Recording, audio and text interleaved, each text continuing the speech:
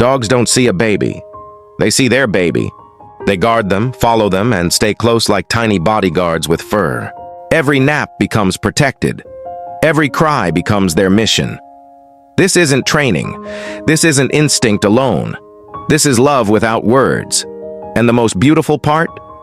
Dogs expect nothing back. Just a small hand and a lifetime of loyalty. Dogs don't see a baby as something small or fragile. They see family. From the very first moment, they stay close, watching, listening, protecting. Every nap becomes their responsibility.